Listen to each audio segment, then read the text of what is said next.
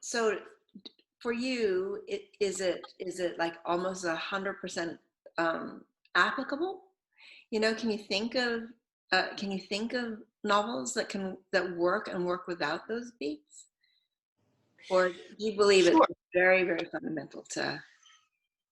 For me, it's very comforting, and it makes me feel more efficient in some ways. And definitely there are novels that don't conform to, there are novels and there are screenplays that don't conform to those beats. Mhm. So it's not like it's a necessity for everyone to follow it. And like I said, I would think it's dangerous to be too slavish about it, to think that you have to follow it exactly or it's not working. Mhm. But I I have just found it pretty career changing. And I will tell you, a student handed me this book when I first started teaching in like 2001, 2002. And I remember scoffing at it and thinking, I don't need that. I'm an MFA, I'm an artist. And it took me like 10 years to pick it up again. And then suddenly, I guess I was just ready for it at that point. I was ready for something that would give me a map. Mhm.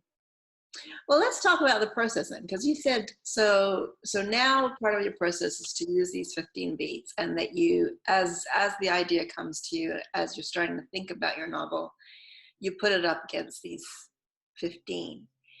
And you mentioned that you outline, which is not something that everybody does. So in that, in the planning stages of your novel writing, what are you actually doing? Like, how do you put it up against the 15 beats, and how do you, uh, do you outline? Do you write a synopsis first? Do you write a mission statement for yourself? Do you write a Dear Steve-O letter? Like, what do you do? Well, sometimes it's hard for me to talk about process in a global sense sometimes, because I feel like every time I think I've got it figured out and okay, now I know how to write a novel, then the next time it just doesn't work and I have to find new tools. Although that's happening less and less. But I do a beat sheet, which usually is, I don't know, probably 10 pages of outlined concepts. And then I am, by the way, a really big fan of Scrivener, the writing software, which allows me to keep all this in one place. But that's kind of an aside. So then I go from the beat sheet to a scene by scene basic outline, and it's usually just one or two, like protagonist leaves home or something. It's not really very detailed.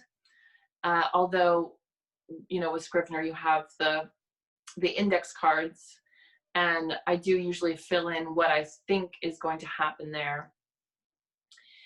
And then I do usually write a synopsis, because I want to run it by my agent in the early days, not necessarily.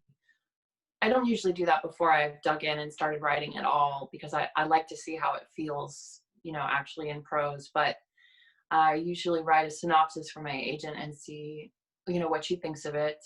That also helps me to think ahead to like what is the, I don't like to think about marketing too much in the early stages, but I do like to think a little bit about, what would be the appeal for a reader? What would be the main thrust of this story? Because and all of this is because naturally I am very detail oriented, focused on the scenes themselves. That's my natural inclination, is to lose myself in the sensory details and the little character quirks and not to see the big picture. So I have had to really discipline myself to understand what the big picture is. Hmm. Hmm. I'm also usually I'm gathering images, images of characters, images of places, atmospheric kinds of images in that file. And yeah, that's most of my, I'm usually trying to read along the lines of, like right now I'm dealing with a draft that involves domestic violence, so I'm trying to read more about domestic violence and people's firsthand accounts, that sort of thing. So I'm yeah, I'm usually working on sort of the visual front and the outlining front and the scene by scene, all kind of, trying to lay the groundwork before I actually write. And have you got the groundwork laid like 100% before you write, or do you get to a certain point and then go, okay, I've got enough? I think I tend to jump in a little too soon. I'm usually eager to actually start I mean, I know a lot of writers. I mean, you were telling me a little bit about your process and working with outlines and doing a lot of research before you start actually, drafting chapters. And I think I do a little bit less of that before I start writing, Mhm. partly because if I can't find the character's voice and I can't feel what they're feeling, then it's going to be a long, hard fight. So sometimes I discard something in those early stages because it doesn't feel like it's blossoming. Mm-hmm, mm-hmm. Yeah, I am. Yeah, I'm actually I'm not an outliner, but I am I guess it's not a formal outline, but I'm a timeliner, which is very useful because I write historical fiction because I create these very elaborate timelines where I have, what's going on in the universe, like what is going like historically and what's going on with my characters, and then I kind of fill it in and see whether I have, by the time I sit down, I usually have a whole bunch of scenes that are just rattling around, and so then I put them in, see how see how much of, whether it's meaty enough, whether I have enough imagined, and then at a certain point I'll go. It's usually I usually don't like to start unless I know what my first scene is and what my last scene is. But then Mm. if those two are solid, I kind of try and go through the middle. But having said that, it took so long last time. We need to find a way to accelerate this process.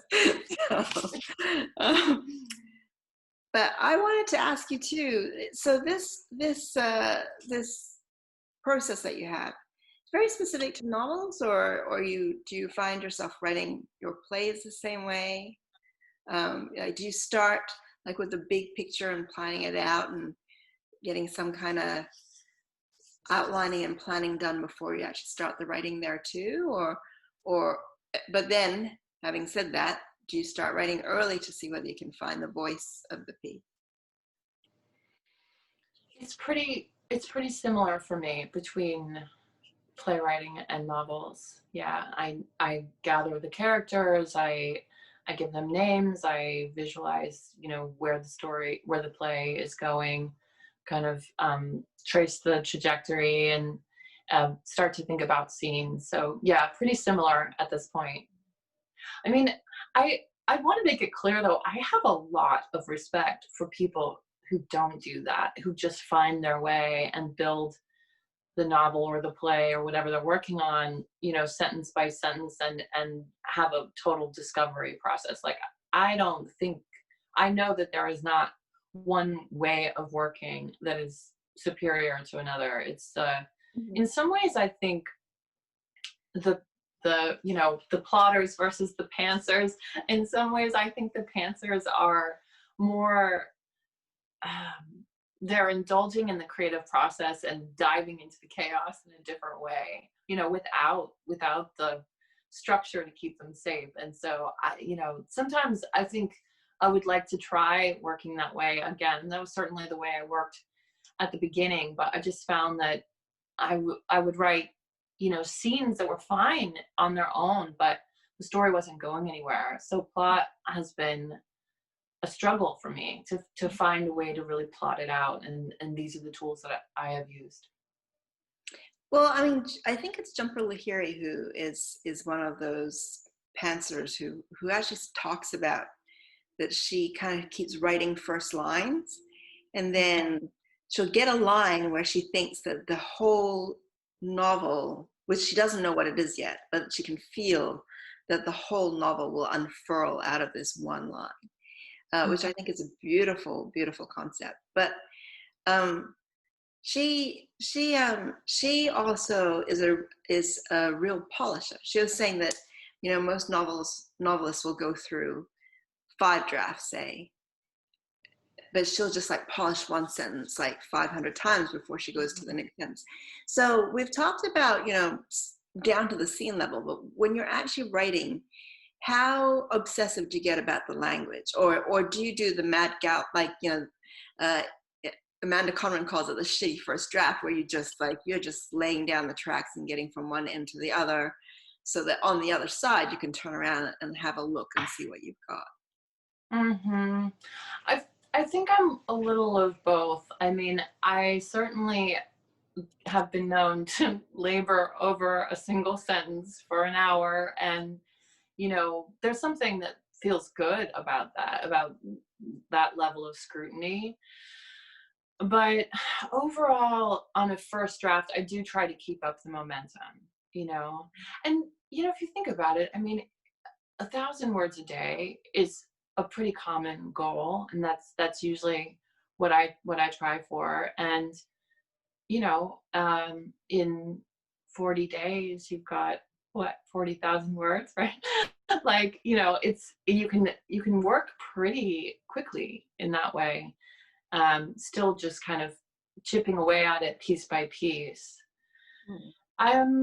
Yeah, I don't think I'm quite as speedy as the, NaNoWriMo, like, novel in a month, the people that are really dedicated to that format. I mean, I get it. I think that there's something really great about just speeding through and making it happen, and then, fixing it in post, as they say. So, I think the scrutiny and the real, like, polishing usually happens for me, in subsequent drafts. And there are a lot of drafts. I mean, I write pretty messy first drafts. So,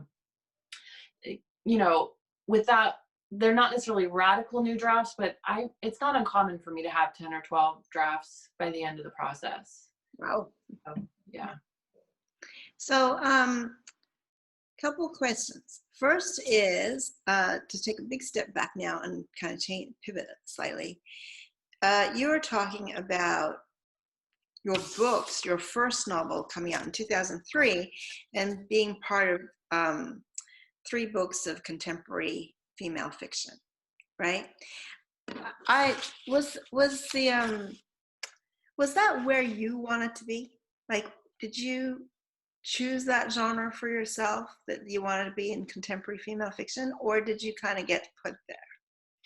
Absolutely got put there. And my first book deal was with an imprint of Harlequin, Red Dressed Ink. And having come from an academic background, I did like a master's degree and then an MFA, and I in an MFA program, in pretty much all academic, English programs, maybe it's changing, but at the time we were pretty much taught, like, you're going to write literary fiction. I mean, that's the only thing worth writing, and most of us hadn't really thought about commercial versus literary. A lot of readers don't think about that. But one thing that came as a real shock when I sort of entered the marketplace there for the first time was that no matter how moody and contemplative you think you're being, if they, being the publishing industry, can find a way to slap a feel-good marketing spin on it, they will.